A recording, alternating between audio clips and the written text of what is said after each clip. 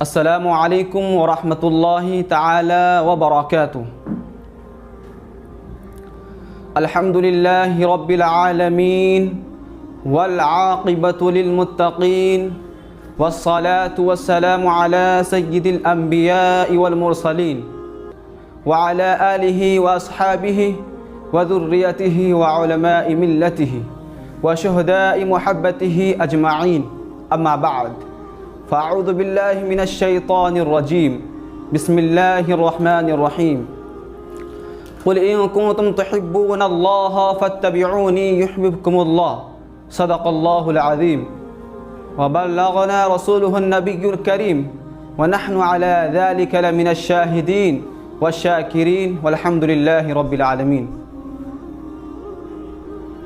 محمد کی محبت دین حق شرط اول ہے، محمد کی محبت دین حق شرط اول ہے، اسی میں ہے اگر خامی تو سب کچھ نامکمل ہے، اسی میں ہے اگر خامی تو سب کچھ نامکمل ہے۔ میرے آقا صلی اللہ علیہ وسلم کے پیارے دیوانوں، آئیے کچھ عرض و معروضات پیش کرنے سے پہلے حضور نبی اکرم نور مجسم ارواحنا فدا محمد عربی صلی اللہ علیہ وسلم کی بارگاہ گہربار میں جس طرح میں درود مقدسہ پڑھاؤں، میرے ساتھ پڑھنے کی کوشش کریں۔ پڑھیے، الصلاۃ والسلام علیک یا رسول اللہ، الصلاۃ والسلام علیک یا حبیب اللہ، الصلاۃ والسلام علیک یا نبی اللہ، وعلی آلک واصحابک یا نور اللہ، صلی اللہ تعالی علیہ وسلم۔ میرے آقا صلی اللہ علیہ وسلم کے پیارے دیوانوں، ابھی میں نے جس آیت کریمہ کی تلاوت کرنے کا شرف حاصل کیا، اس میں اللہ تبارک و تعالی ارشاد فرماتا ہے، اے محبوب، آپ لوگوں سے کہہ دیجئے کہ تم اللہ کو راضی کرنا چاہتے ہو تو پہلے مجھ سے محبت کرو تو اللہ تم کو دوست رکھے گا۔ میرے آقا صلی اللہ علیہ وسلم کے پیارے دیوانوں، اگر آپ دنیا کے لوگوں کے اذہان و افکار کا بغور جائزہ لیجئے، معاشرے سماج کا بغور جائزہ لیجئے، تو آپ کو یہ بات عیاں ہو جائے گی کہ جو انسان جس سے محبت کرتا ہے اس کی ہر بات معلوم ہوتی ہے، جو انسان جس سے محبت کرتا ہے اس کے قول و فعل کو اپنانے کی کوشش کرتا ہے، جو انسان جس سے محبت کرتا ہے اس کے فرامین پر عمل کرتا ہے۔ اسی طرح اللہ تبارک و تعالی لوگوں سے فرماتا ہے، اے لوگو، تم مجھ کو راضی کرنا چاہتے ہو، مجھ کو دوست بنانا چاہتے ہو تو پہلے حضور صلی اللہ علیہ وسلم سے محبت کرو، پہلے حضور سے دوستی کرو۔ اس سے پتہ کیا چلا کہ اللہ کو بھی راضی کرنا ہو تو پہلے رسول کو راضی کرنا ہوگا، اور رسول کو راضی کرنے کے لیے حضور صلی اللہ علیہ وسلم کے قول و فعل پر عمل کرنا ہوگا، حضور صلی اللہ علیہ وسلم کے لباس کو اپنانا ہوگا، حضور صلی اللہ علیہ وسلم کے گفتار و کردار کو اپنانا ہوگا، حضور کی باتوں پر عمل کرنا ہوگا، حضور کی سنتوں پر عمل کرنا ہوگا، حضور صلی اللہ علیہ وسلم کے اسوہ حسنہ پر عمل کرنا ہوگا، ان کو اپنانا ہوگا۔ میرے آقا صلی اللہ علیہ وسلم کے پیارے دیوانوں، سرکار مدینہ صلی اللہ علیہ وسلم ارشاد فرماتے ہیں، لا یؤمن احدکم حتی اکون احب الیہ من والدہ وولدہ والناس اجمعین۔ سرکار صلی اللہ علیہ وسلم فرماتے ہیں، تم میں سے کوئی بھی مومن نہیں ہو سکتا جب تک مجھے اپنے والدین اپنی اولاد سے زیادہ محبوب نہ سمجھے۔ میرے آقا صلی اللہ علیہ وسلم کے پیارے دیوانوں، اگر آپ مومن کامل بننا چاہتے ہیں تو اپنی عزیز و اقارب سے زیادہ رسول سے محبت کرنا ہوگا۔ اگر آپ صحیح معنوں میں مسلمان بننا چاہتے ہیں تو اپنے عزیز و اقارب کے ساتھ اپنے والدین سے زیادہ حضور سے محبت کرنا ہوگا۔ اگر آپ صحیح معنوں میں ایمان والا بننا چاہتے ہیں تو دنیا کی ہر چیز سے زیادہ حضور سے محبت کرنا ہوگا، دھن دولت سے زیادہ حضور سے محبت کرنا ہوگا۔ آپ مومن کامل اس وقت بن سکتے ہیں جب والدین کی محبت سے زیادہ حضور سے آپ نے محبت کی۔ آپ مومن کامل اس وقت بن سکتے ہیں جبکہ دنیا کی ہر چیز سے زیادہ حضور کی محبت آپ پر غالب آ جائے، دنیا کی ہر چیز سے زیادہ حضور کی محبت غالب آ جائے۔ یہی محبت رسول حقیقت میں محبت خدا ہے، ہم نہیں قرآن کہتا ہے، فاتبعونی یحببکم اللہ۔ میرے آقا صلی اللہ علیہ وسلم کے پیارے دیوانوں،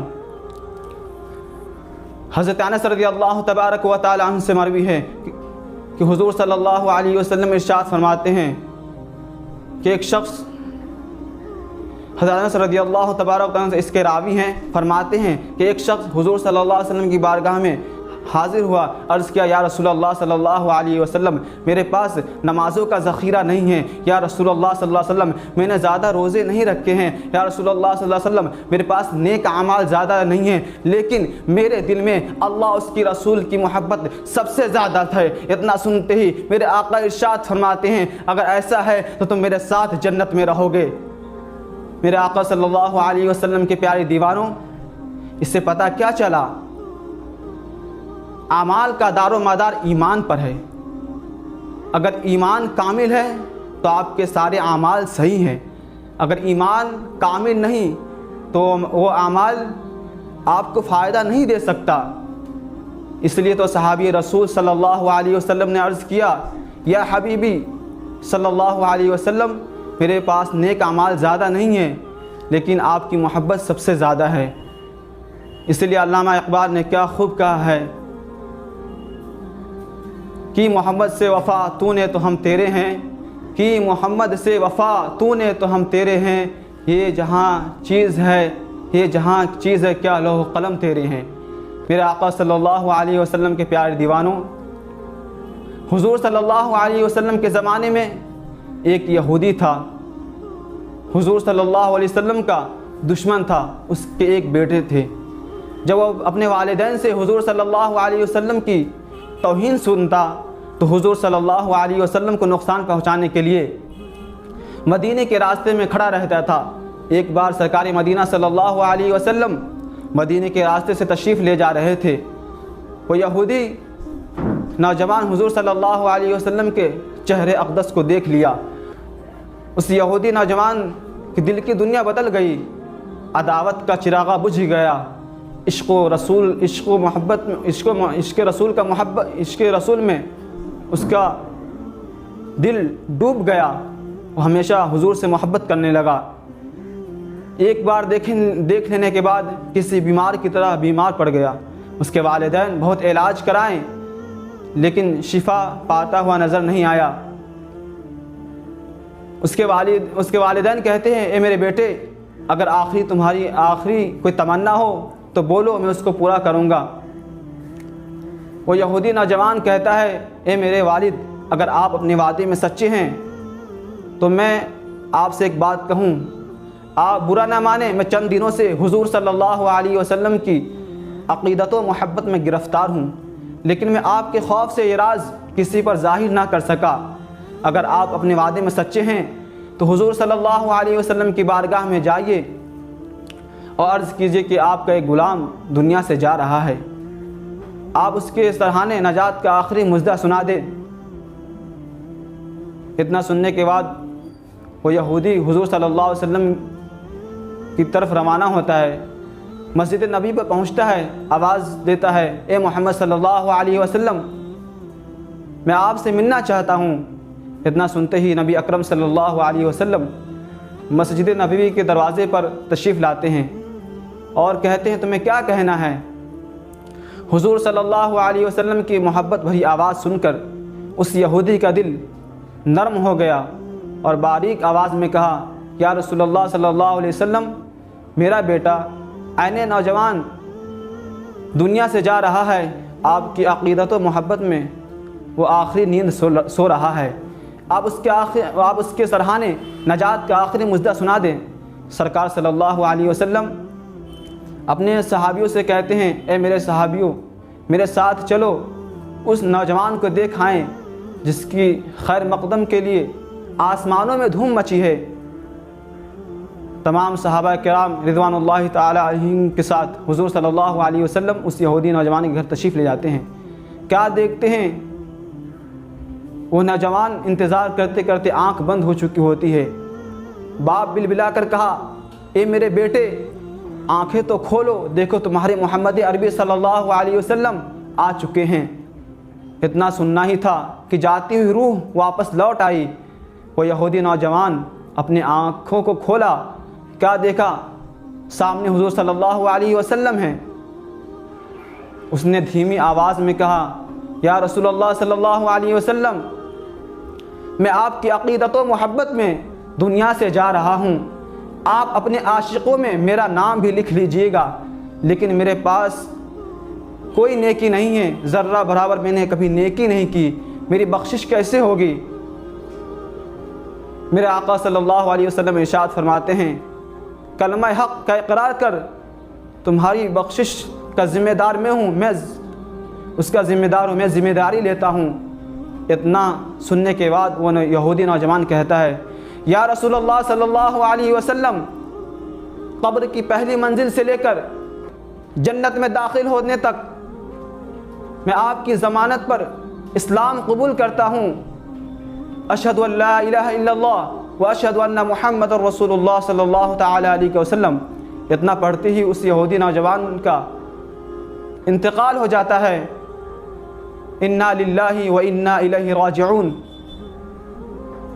میرے آقا صلی اللہ علیہ وسلم کے پیارے دیوانوں، اس کے بعد وہ اس یہودی کے والد کہتے ہیں یا رسول اللہ صلی اللہ علیہ وسلم، یہ مسلمان کا جنازہ ہے، اسلام کی امانت ہے، آپ اسے اپنے پاس لے جائیے، آپ یہ میرے گھر کے بجائے آپ کے در رحمت سے اٹھے گا، کفن دفن کی ساری ذمہ داری آپ کے پاس ہے۔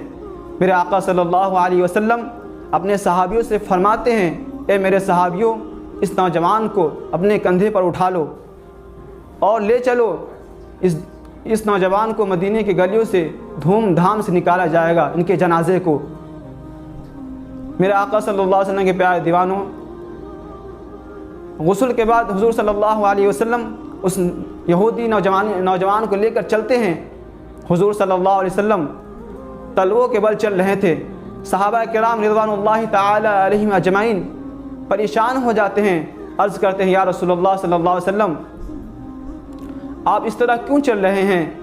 حضور صلی اللہ علیہ وسلم ارشاد فرماتے ہیں اے میرے صحابیوں، آسمان سے اتنے فرشتے آئے ہوئے ہیں کہ زمین پر تل رکھنے کی جگہ نہیں ہے، اس لیے میں اس طرح چل رہا ہوں۔ میرے آقا صلی اللہ علیہ وسلم پھر اس یہودی نوجوان کو قبر میں اتارتے ہیں۔ حضور صلی اللہ علیہ وسلم پسینے پسینے ہو جاتے ہیں۔ نکلنے کے بعد حضور صلی اللہ علیہ وسلم مسکرانے لگتے ہیں۔ صحابہ کرام رضوان اللہ تعالی علیہم اجمعین عرض کرتے ہیں یا رسول اللہ صلی اللہ تعالی علیہ وسلم، یہ مسکرانے کی کیا وجہ ہیں؟ میرے آقا ارشاد فرماتے ہیں کہ جب یہ نوجوان اسلام کی ضمانت لے رہا تھا، مسلمان ہو رہا تھا، تو حوران جنت پہلے سے جنتی لباس اور جنتی خوشبو لے کر قبر میں اتر چکی تھی، اس کے ہجوم کی وجہ سے میں پسینے پسینے ہو گیا۔ میرے آقا صلی اللہ علیہ وسلم کے پیارے دیوانوں، قربان جائیے ان جوانوں پر، اس نوجوان پر، جب یہ ایک سجدے بھی نہ کیا تھا، لیکن حضور کی محبت اور عقیدت کی بنیاد پر اللہ تبارک و تعالی ان کو جنت عطا فرما دیتا ہے۔ تو پھر میں ان مسلمانوں سے کہنا چاہتا ہوں جو یہ کہتے ہیں کہ حضور صلی اللہ علیہ وسلم معاذ اللہ ہماری طرح ہے، حضور صلی اللہ علیہ وسلم کی توہین کرتے ہیں، واللہ اس کی نماز قبول نہیں ہے، ان کے روزے قبول نہیں ہیں، ان کے اعمال اس لائق نہیں ہے کہ وہ ان کو جنت دلا سکے۔ اگر حضور کی محبت نہ ہو، اگر کوئی انسان گستاخ رسول ہے، اگر کوئی انسان حضور سے بغض رکھنے والا ہے، اگر وہ نماز پڑھتا ہے، روزے رکھتا ہے، تو ان کی نماز نہیں ہے، ان کے روزے نہیں ہیں، ان کا حج نہیں ہے۔ ایسے اعمال قیامت کے دن ان کے منہ پر مار دیا جائے گا۔ کیوں؟ گستاخ رسول ہے تو ان کی نماز نہیں ہے، ان کا روزہ نہیں ہے۔ تو بس عرض یہ کرنا ہے کہ حضور کی محبت صلی اللہ علیہ وسلم، حضور صلی اللہ علیہ وسلم کی محبت کو اپنے دل میں جگہ دیجئے، اپنے اولاد کو حضور کی محبت سکھائیے۔